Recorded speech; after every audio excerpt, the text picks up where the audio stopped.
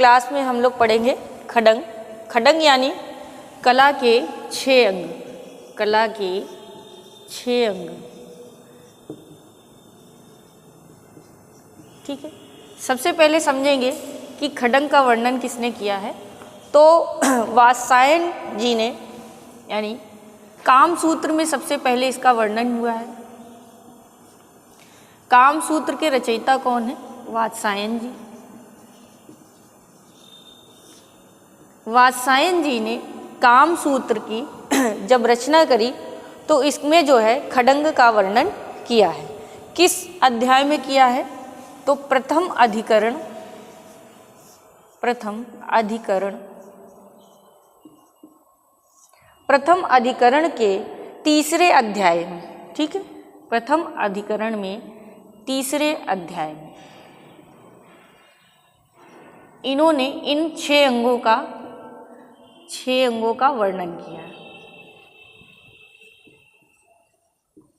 वर्णन किया है। इसी कामसूत्र से एक टीका हुई, टीकाकरण या टीका लिखी गई। ठीक है, वो कौन थे? तो पंडित यशोधर जी ने, पंडित यशोधर जी ने कामसूत्र से ही लेकर क्या लिखी? अपनी रचना जयमंगला। और इसी जयमंगला में इन्होंने इन खडंग का विस्तार से वर्णन किया है।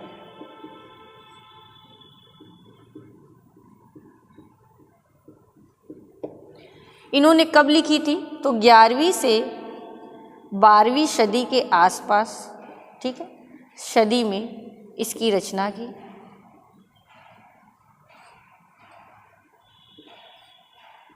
ठीक है, क्वेश्चन पूछता है कामसूत्र किसकी रचना है? तो कामसूत्र वात्स्यायन की रचना है। इसके प्रथम अधिकरण के तीसरे अध्याय में 6 अंगों का यानी खडंग का वर्णन मिलता है। और इसी वात्स्यायन जी की रचना कामसूत्र से टीका लिखी गई, जो लिखे थे पंडित यशोधर जी। किस नाम से लिखा था? जयमंगला के नाम से। और ये किस समय लिखी गई? तो 11वीं से 12वीं सदी के आसपास। लेकिन आपकी जो कामसूत्र लिखी गई थी ये द्वितीय और तृतीय शताब्दी के आसपास लिखी गई थी। कब? द्वितीय और तृतीय, कभी कभी तृतीय आ जाता है, कभी कभी द्वितीय सदी के आसपास लिखी गई। ठीक है, तो ये इसका रचना का समय है। तो ये था इसका पहले थोड़ा सा परिचय। इसके आगे हम इन्हीं खडंग के विषय में चर्चा करेंगे। खडंग के लिए वात्स्यायन जी ने एक श्लोक प्रस्तुत किया। पहले उस श्लोक को समझते हैं। श्लोक क्या है? अगर हम चाहें तो श्लोक को याद कर लें, तो श्लोक को याद करने के बाद खडंग के यानी ये जो 6 अंग हैं इनको हम सीरियल से याद कर सकते हैं। तो पहला है रूप भेदा प्रमाणानि, भाव लावण्य योजना, भाव लावण्य योजनम। ठीक है, सादृश्यम, दा सही बना दे, नहीं कहोगे कि सादृश्यम वर्णिका भंग, सादृश्यम वर्णिका भंग इति खडंगम।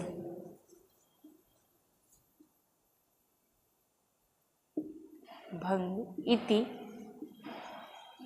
चित्र षडंगम।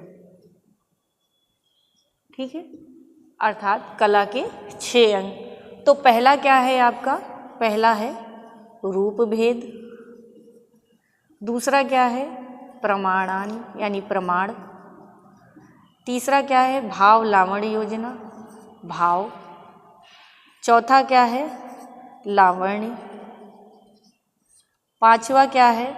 सादृश्यम। और छठा क्या है? वर्णिका। तो ये चीज क्या है आपकी? 6 अंग है। रूप भेद का अर्थ है चक्षु ज्ञान से ज्ञान से आत्मज्ञान में जो अंतर प्राप्त करें, वही क्या है? रूप भेद है। प्रमाण क्या है? चित्र की सही नाप, है ना, या सही माप। भाव क्या है? चित्र में रस भाव, है ना, चित्र में कौन सा भाव है, कौन सा रस भाव है। ठीक है। लावण्य क्या है? वाह है सौंदर्य। ठीक है। सादृश्य क्या है? हूबहू होना, है ना, हूबहू वस्तु या व्यक्ति चित्र बनाना। साधारण भाषा में आपको समझा रहा है। ठीक है। वर्णिका क्या है? रंगों के माध्यम से रूप भेद करना, है ना, रंग के माध्यम से रूप भेद करना या रूप बनाना। तो ये आपका षडंग के 6 अंग हैं, जिन्हें हम अगर एक श्लोक के माध्यम से याद करें तो क्या है? रूप भेदा प्रमाणानि भाव लावण्य योजनम सादृशम वर्णिका भंग इति चित्र षडंगम। रूप भेद यानी चक्षुज्ञान, यानी हमें अपनी आँखों या आत्मज्ञान से जो अंतर या भेद उत्पन्न कर पाते हैं वो हमारा क्या है? रूप भेद है। दूसरा क्या है? प्रमाण, यानी जब चित्रकार या कलाकार किसी चित्र का निर्माण करता है तो उसके लिए उसे सही माप में बनाना आवश्यक है, इसलिए हमें क्या? प्रमाण की ज़रूरत है। जब हमारा चित्र बनता है तो चित्र में भाव भी होने चाहिए कि वो हास्य भाव में है, दुख का भाव है या शोक का भाव है, तो हम उसमें रसों को निष्पत्ति दिखाकर भाव को पैदा करते हैं। लावण्य का अर्थ है बाह्य सौंदर्य, यानी जो बाहरी सौंदर्य है हम देखते हैं उसे हम कितना लावण्य या रचनात्मक प्रस्तुत कर सकते हैं। ठीक है। सादृश्यम का अर्थ या सादृश्य का अर्थ है हूबहू, चाहे वो व्यक्ति चित्र हो, वस्तु चित्र हो, उसको हमको सेम उसी तरह से बनाना क्या है? हमारा सादृश्य। वर्णिका भंग यानी रंगों के माध्यम से हम चित्र में जो भाव उत्पन्न करें या अंतर उत्पन्न करें उसे हम क्या कहते हैं? वर्णिका भंग कहते हैं। ये थे आपके खडंग के 6 अंग। इसके बाद विस्तार से एक एक को हम पढ़ेंगे।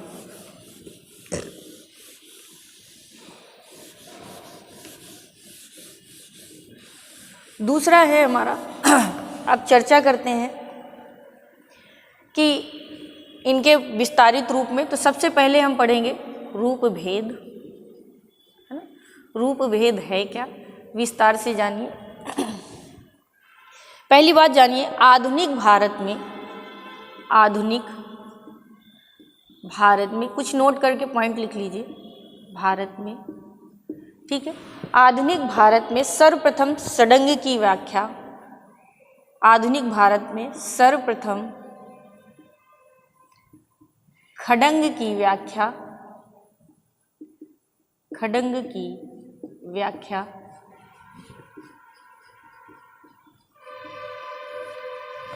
खडंग की व्याख्या अवनींद्रनाथ टैगोर ने, अवनींद्रनाथ टैगोर ने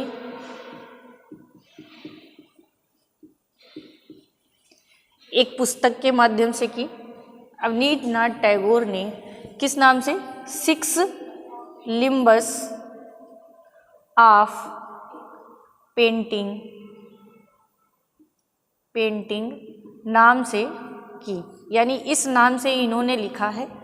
क्या लिखा है? 6 लिम्बस ऑफ पेंटिंग। ठीक है, ये बना ले, पेंटिंग। और किस नाम से किया था? 6 लिम्बस ऑफ पेंटिंग के नाम से किया था। और किस भाषा में किया था? तो बांग्ला भाषा में किया इन्होंने, बांग्ला भाषा में। ठीक है, बांग्ला भाषा में लिखा। और यह पुस्तक सन 1921 में कहाँ प्रकाशित की? तो सन 1921 में इन्होंने Indian society of oriental art, Indian society of oriental art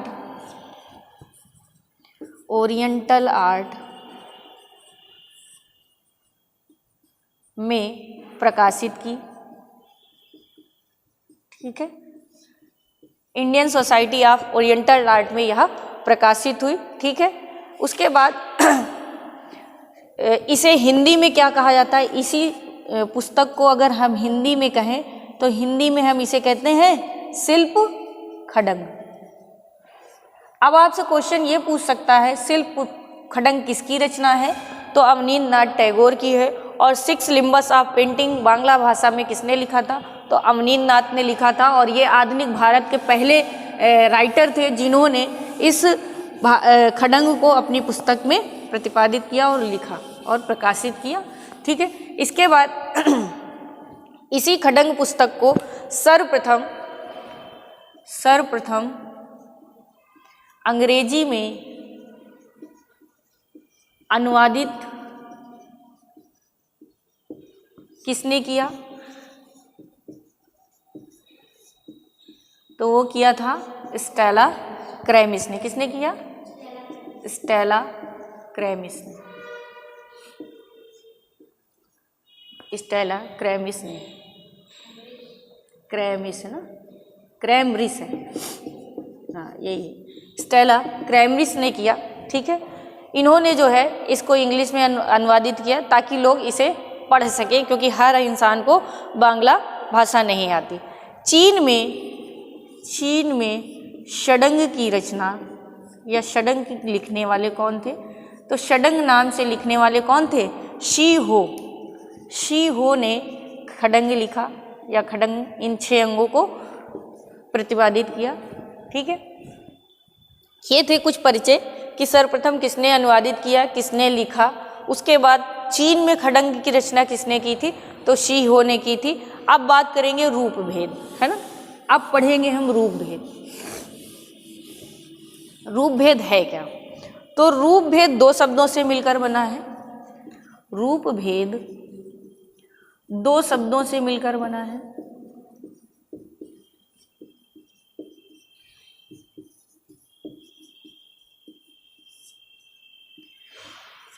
पहला शब्द क्या है, पहला है आपका रूप, है ना, पहला क्या है, रूप। पहला शब्द है रूप, और रूप का तात्पर्य क्या लिया गया, रूप का तात्पर्य लिया गया आकृति। दूसरा है आपका भेद, और भेद का तात्पर्य क्या है, रहस्य।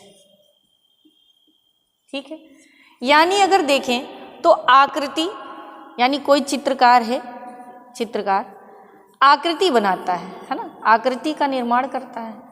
आकृति का जब वो निर्माण करता है तो ज्ञान तो उसी को होगा ना कि वो किस रहस्य को प्रस्तुत करना चाहता है, यानी भाव क्या होंगे, वो क्या देना चाहता है, तो ये क्या होता है, रहस्य होता है।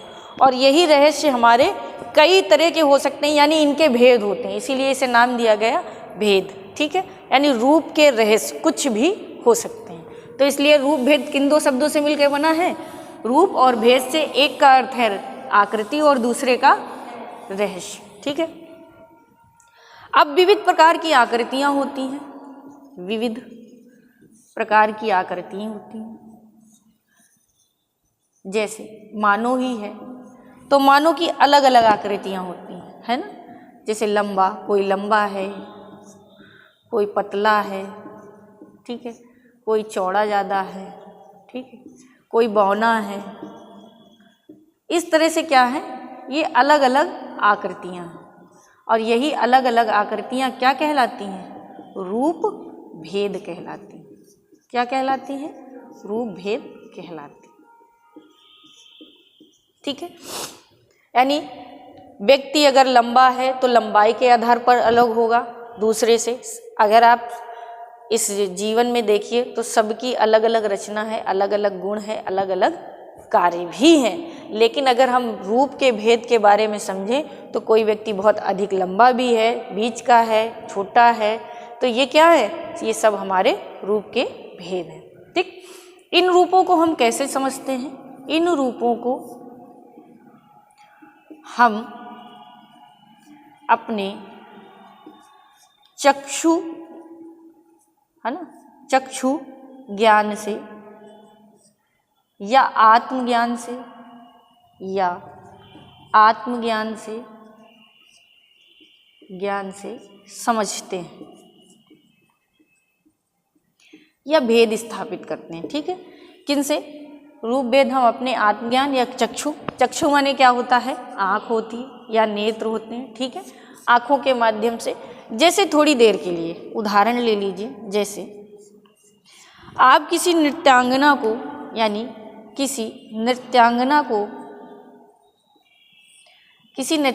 को नृत्य करते देख रहे हैं,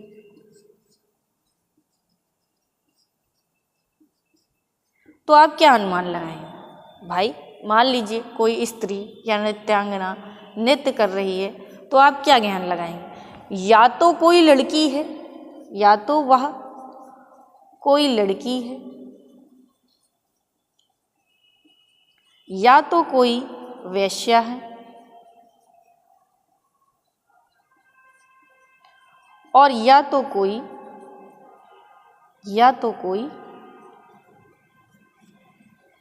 नृत्य करने वाली स्त्री। ऐसे क्वेश्चन आपके दिमाग में आएंगे जब आप ऐसा दृश्य देखेंगे, लेकिन जरूरी है कि आप भाव सही लगा पाएं।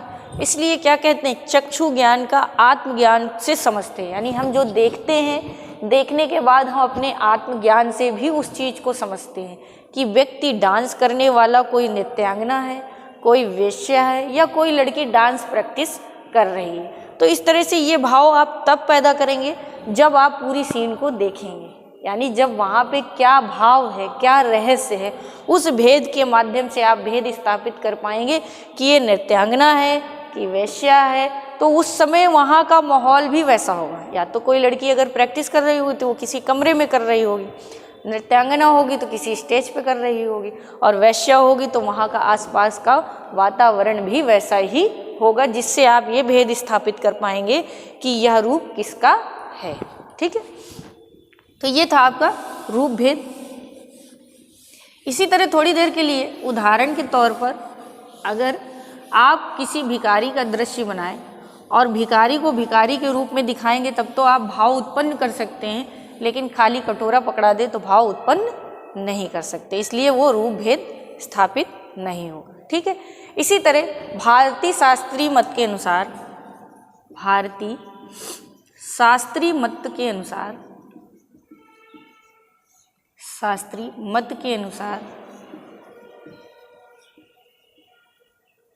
ठीक है, भारतीय शास्त्रीय मत के अनुसार मार्केंड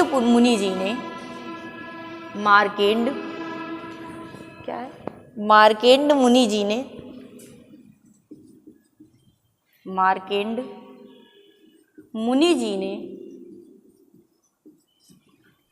अपनी रचना विष्णु धर्मोत्तर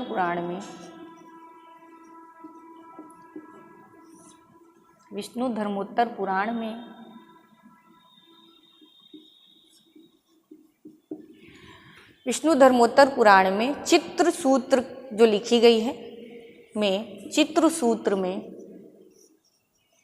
सूत्र में चार प्रकार के क्या बताएं? 4 प्रकार के भेद बताएं। ठीक है, भेद की बात कर रहे हैं ना, भेद बताएं। कौन कौन से? पहला क्या है? पहला है आपका सत्य वैणिक, पहला है सत्य, दूसरा है वैणिक, तीसरा है नागर, और चौथा है मिश्र।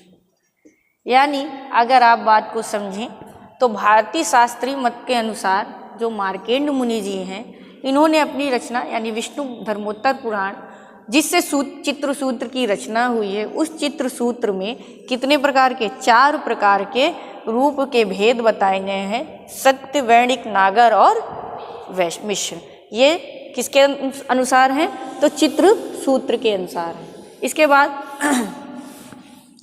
दूसरा देखिए, इसी तरह मानसो उल्लास पुस्तक है ना, मानसो उल्लास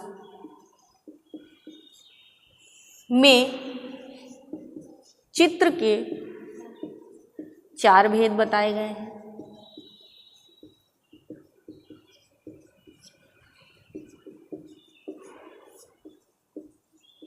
कौन कौन से बताए गए हैं? तो विध अविध पहला है आपका विध, दूसरा है अविध, तीसरा है तीसरा है रस, चौथा है धूलि। इनके बारे में हालांकि इससे पूर्व की क्लास में मैंने विस्तृत पढ़ाया है कि धूलि चित्र के अंतर्गत क्या आएगा, अविध के अंतर्गत क्या आएगा, तो ये आप उसको पिछले वीडियो में समझिएगा। लेकिन यहाँ पे केवल इतना समझना है, मानसोल्लास में रूप के कितने भेद बताए गए हैं? तो 4 प्रकार के रूप के भेद बताए गए हैं। यहीं पे थोड़ा सा नोट या पॉइंट आउट करके लिख लीजिए। नोट, अवनींद्रनाथ टैगोर ने रूप के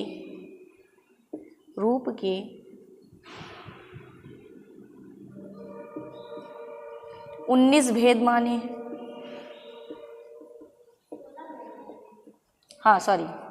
16 भेद माने। महाभारत में 19 माने गए। ठीक, महाभारत में रूप के 19 भेद माने गए। ठीक है, वो थोड़ा दिमाग से एक ही साथ है ना, इसी वजह से। तो ये थोड़ा सा इम्पोर्टेंट था कि अवनींद्रनाथ टैगोर ने, यानी जो हमारे भारतीय कलाकार हैं, इन्होंने रूप के 16 भेद माने। और महाभारत अगर हम पढ़ते हैं उसके अनुसार रूप भेद कितने बताए गए हैं? 19 बताए गए हैं। ठीक है, अब ये था आपका रूप भेद। आगे बढ़ेंगे हम दूसरे अंग की तरफ। दूसरा क्या था? रूप भेद प्रमाणी, है ना। तो श्लोक के अनुसार अगर बढ़ेंगे तो दूसरा है हमारा प्रमाण। क्या है? प्रमाण। प्रमाण की चर्चा करते हैं। प्रमाण का अर्थ अगर देखेंगे तो क्या है? सही नाप। इसी प्रमाण को हम लोग प्रमा भी कहते हैं। क्या कहते हैं? प्रमा कहते हैं, प्रमाण कहते हैं, नाप कहते हैं, या कहीं कहीं हम इसे माप भी कहते हैं। ठीक है, इन नामों से हम इसे जानते हैं। ठीक है, प्रमाण का अर्थ है सही अनुपात का ज्ञान होना। प्रमाण का अर्थ है सही अनुपात का ज्ञान होना। ठीक है, यानी जब हमें सही प्रमाण का ज्ञान होगा तभी हम आकृति सही बना पाएंगे। सही है, तो सही अनुपात ज्ञान, यानी सही अनुपात का ज्ञान होना जो आकृति बनाने में सहायता करे। क्या करे? जो आकृति बनाने में सहायता करे। ये प्रमाण का परिचय। ठीक है, चित्र स्थल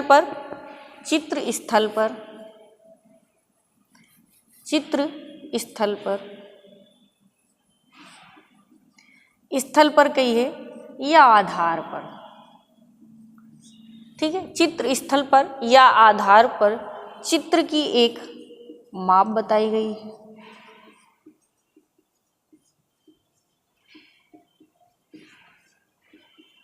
वो माप क्या है? वो है आपकी 2:3:5:5:8। ये क्या है? आपकी एक चित्र तल में माप है, दी गई है। अक्सर ये क्वेश्चन नेट में पूछा जाता है। ठीक है, इसके बाद प्रमाण को हम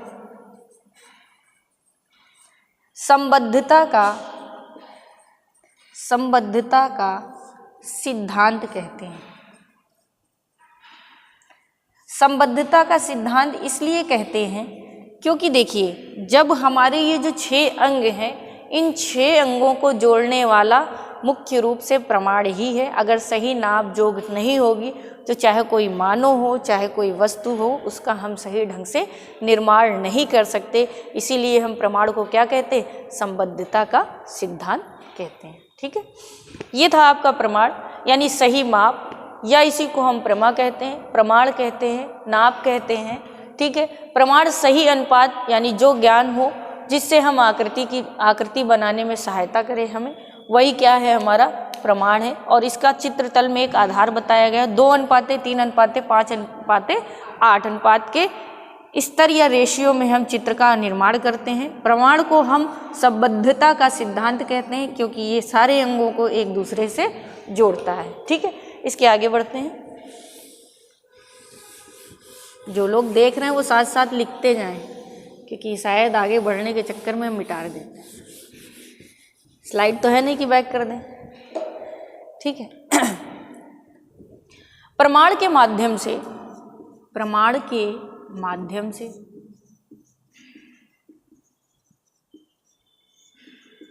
ठीक है, यानी प्रमाण की सहायता से हम जो है मूल वस्तु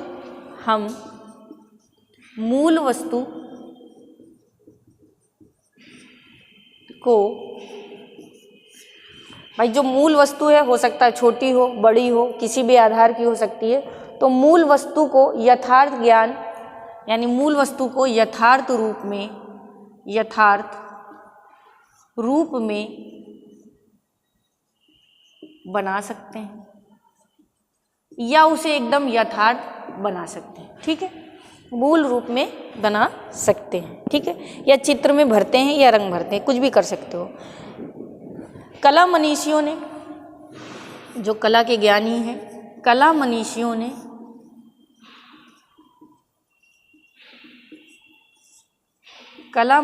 ने ताल कार्य प्रमाण बताया है, ताल कार्य प्रमाण बताया है। ठीक है, ताल कार्य प्रमाण बताया है या मनो उत्पत्ति आदि नामों से भी बताया है, या मनो उत्पत्ति आदि नामों से बताया है। ठीक है, मनोत्पत्ति।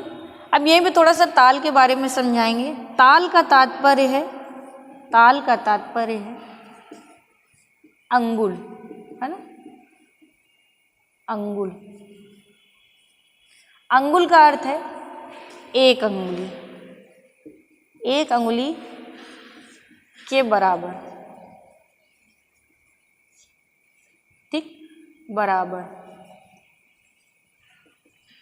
एक अंगुली के बराबर। यानी इन्होंने बताया ताल काल प्रमाण इसलिए कहा, इनका कहने का तात्पर्य ये है कि जब हम चित्र में बनाते हैं तो कोई पटरी लेके तो बनाते नहीं। मान लीजिए आप कोई मीनार का दृश्य बना रहे हैं, आपने यहाँ से खड़े होकर मीनार देखी, आप स्केल लेके तो नापोगे नहीं। चित्रकार का काम क्या है, चाहे जितनी विशाल वस्तु हो उसे चित्रण में जब अपने यानी तल में या धरातल में उतारता है तो सेम नाप तो नहीं उतार पाएगा, लेकिन जब वो बनाए तो ये लगे कि नहीं ये सेम वस्तु है, यानी उसकी नाप जोक एकदम सही है। तो उन्होंने जब धरातल में बनाने की बात की तो उन्होंने क्या कहा, हम अंगुल के हिसाब से उसको डिवाइड करके बनाएंगे। जैसे मनुष्य का ही चित्र बनाना हो या बॉडी स्ट्रक्चर बनाना हो तो उसे ताल के माध्यम से डिवाइड करके हम अपने आधार पर बनाते हैं। ठीक है, इसके बाद आगे बात करते हैं कि हम प्रमाण के माध्यम से इन चीज़ों का काम कर सकते हैं। आगे देखिए प्रमाण का एक मुख्य कार्य क्या है, प्रमाण का कार्य क्या है, किसी विशाल आकृति को छोटा करके यथास्थान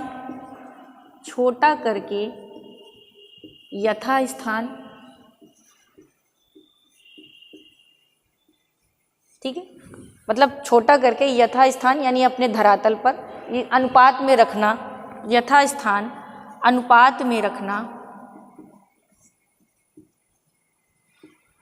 यथास्थान अनुपात में रखना इसका कार्य है। क्या है, इसका कार्य है। ठीक, यानी प्रमाण का कार्य क्या है कि किसी विशाल आकृति को छोटा करके या जो भी हमारा धरातल है उसमें हम यथास्थान अनुपात रखकर उसे बनाए या रख सकें। ठीक है, प्रमा या प्रमाण। प्रमा क्या है? अनंत सृष्टि या सीमित जगत, अनंत सृष्टि या सीमित जगत, ठीक है, अनंत सृष्टि या सीमित जगत को मापने या देखने, को मापने या देखने, ठीक है, क्योंकि हम सीमित जगत को मापते भी हैं और देख के ही मापते हैं। तो जब हम देखते हैं तो उसे देखने या मापने दोनों को समझने के लिए हमारे अंतःकरण का माध्यम है। तो क्या है? मापने या देखने दोनों को समझने का हमारा अंतःकरण का मापदंड है।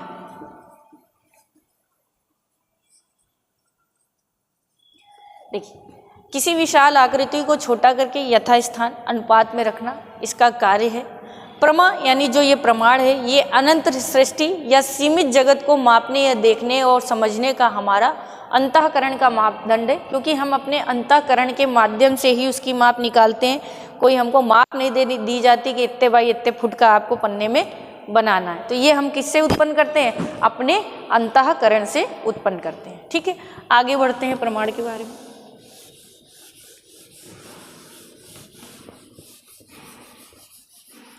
नहीं कह देना कोई कि ऐसा करो इतने बाई इतने फुट का चित्र बना दीजिए, तो वो गलत है। तर्क ये है कि हम अपने आत्मज्ञान से उसको बनाते हैं। ठीक है, फिर इसके बाद विष्णु धर्मोत्तर पुराण में, विष्णु धर्मोत्तर पुराण में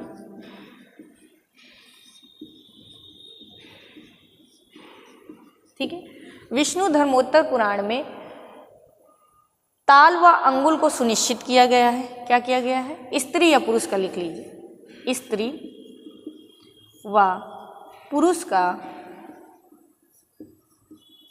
ताल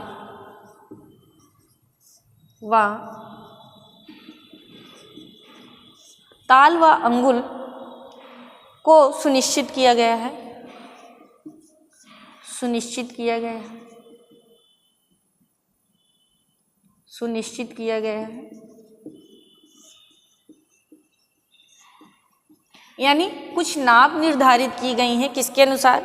विष्णु धर्मोत्तर पुराण के अनुसार, कि स्त्री कितने प्रकार की होगी या स्त्री की माप क्या होगी, पुरुष की क्या माप होगी, किस आधार पे हम बनाएंगे। तो इनको निर्धारित किया गया है और पुरुष को के अनुपात को कुल और पुरुष के अनुपात को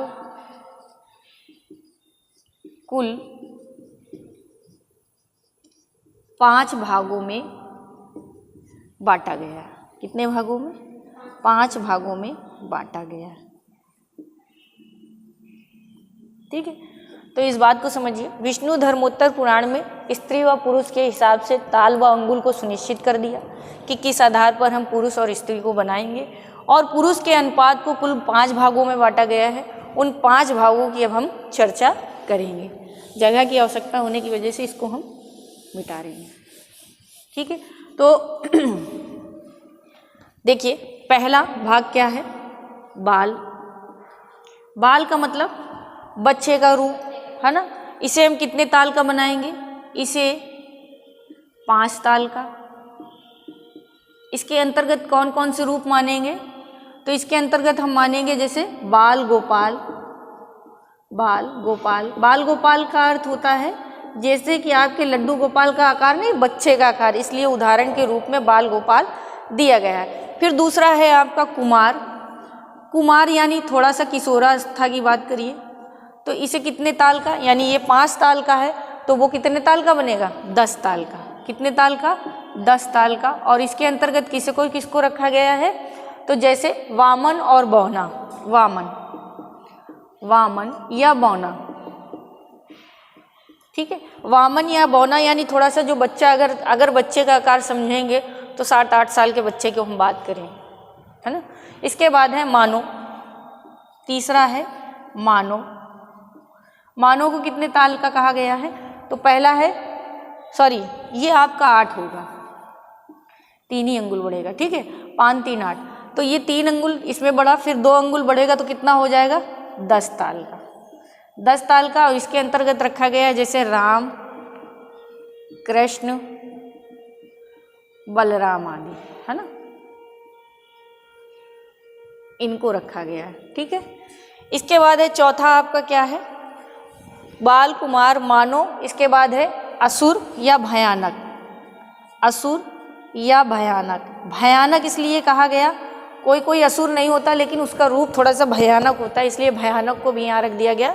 तो अब 2 अंगुल और बढ़ाएंगे तो कितना हो जाएगा 12 ताल का, कितने ताल का 12 ताल का। और इसके अंतर्गत कौन कौन को किसके रूप को रख सकते हैं हम, तो जैसे भैरव आदि, भैरव आदि, है ना, ये सब राक्षस की प्रजाति के हैं। इसके बाद है जिसे हम राक्षस कह देते हैं, हालांकि ये असुर की प्रजाति में। अब आएगा आपका राक्षस, ये राक्षस की प्रजाति आ गई। ये कितने की, तो 12, ये आप 5 8 10 12 पहुँचे। अब 12 के बाद कितना प्लस कर दीजिए, कितना करोगे 16, 16 ताल का बनाएंगे तो कितने प्लस करेंगे 4, 4 2 6, तो 16, तो 4 जब प्लस कर देंगे तो कितने ताल का हो जाएगा 16 ताल का हो जाएगा। और इसके अंतर्गत कौन कौन से आएंगे, जैसे रावण और कंस, किसका रूप आ जाएगा, उदाहरण के तौर पर रावण और कंस, ठीक है। तो ये एक उदाहरण के तौर पर आपको दिया गया है, और उदाहरण के तौर पर इन्हें कितने भागों में बांटा गया, 5 भागों में, जिनको हम ताल या 1 ताल या 1 अंगुल के बराबर होता है। तो जैसे 4 अंगुल रखोगे तो उसी तरह इनको बताया गया कितने कितने अंगुल का बनाना चाहिए, तो ताल में उसे कन्वर्ट किया है। तो बाल कितने या बालक कितने, बाल रूप कितने का होगा 5 ताल का, कुमार 8 ताल का, मानव 10 ताल का, असुर या भयानक कितने ताल का 12 ताल का, और राक्षस 16 ताल का, ठीक है। तो ये रूप थोड़े से डिवाइड किए गए, जिनकी एक नाप बताई गई, जिससे कि एक चित्रकार चित्रण में इसे सही नाप जोग के अनुसार प्रयोग करके चित्र को बना सके, ठीक है। इसके बाद हम बात करते हैं कुछ आदर्श रूप की बात करते हैं, तो नोट करके लिख लीजिएगा, नोट करके ये लिखिए कि आदर्श स्त्री या आदर्श पुरुष, आदर्श पुरुष को कितने ताल का 7.5 ताल का बताया गया है, कितने ताल का 7.5 ताल का। और अगर हम आदर्श स्त्री की बात करें तो आदर्श स्त्री को हमें कितने 7 ताल का बनाना चाहिए, ठीक है। ये एक आदर्श नाप दी गई है। आदर्श का मतलब होता है जो चाल चलन में अधिक से अधिक प्रयोग की जाए, उस नाप को इन्होंने माना है। यहीं पे एक बात और लिख लीजिए, माइकल एंजेलो ने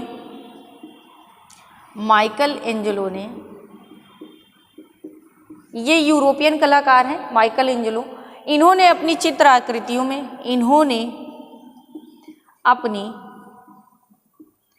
चित्र आकृति में चित्र आकृति में 8 ताल का मानव माना है। इन्होंने माना क्या है, इन्होंने ज़्यादातर 8 ताल का ही प्रयोग अपने चित्रणकार में किया है, ठीक है। इसके बाद एक ग्राफ बनाने जा रहे हैं, जैसे हंस पुरुष, भद्द पुरुष, ये कितने कितने अंगुल के होते हैं, तो उनके बारे में तो ग्राफ बना लीजिए।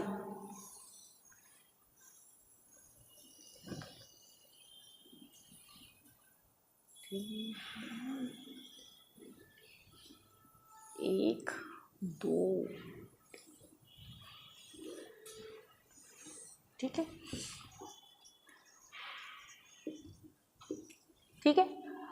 ये 5 कॉलम बना लीजिए, छठा कॉलम आपको एक विशेष नाप के लिए रहेगा, ठीक है। इसमें बताया क्या गया है कि हंस पुरुष, पहले क्या है हंस पुरुष, ये कितने अंगुल का होगा, तो ये 108 अंगुल का होगा। कितने अंगुल का 108 अंगुल का। टीजीटी में पूछता है कभी कभी अंगुल में कि हंस पुरुष कितने अंगुल का माना गया है, तो 108। इसके बाद है भद्द पुरुष को माना गया है 106 का। सब में 2 घटा दूँ, 106 अंगुल। बद्ध पुरुष के बाद है मालव्य। मालव्य मालव्य पुरुष को कितना माना गया है? तो 105 अंगुल का। इसके बाद है मालव्य के बाद रुचक। रुचक पुरुष, इसको माना गया है 104 अंगुल का। ठीक है, कितने का माना गया है? 104 अंगुल का। और इसके बाद है शशक। शशक पुरुष, इसको माना गया है 90 अंगुल का। अब अंगुल और ताल नाप की बात करते हैं तो 1 अंगुल यानी 1 अंगुली के बराबर, 1 अंगुल 1 अंगुली के बराबर, यही है।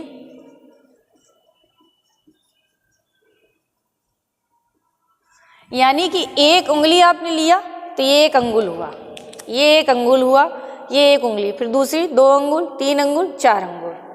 ठीक है, ये अंगुल है। तो उन्होंने बताया 1 अंगुली बराबर 1 अंगुल। ठीक है, कि मात्रा लेंगे। और 1 ताल बराबर 1 अंगुल, 1 ताल बराबर 1 ताल बराबर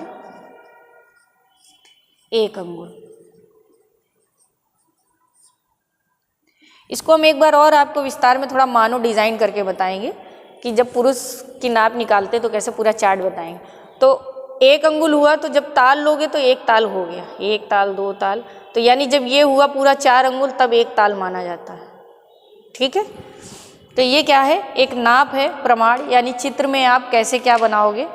अगली क्लास में हम 2 और आपके पढ़ेंगे, भाव और लावण्य योजना। आज की क्लास में इतना ही, और क्लास को लाइक शेयर सब्सक्राइब करें।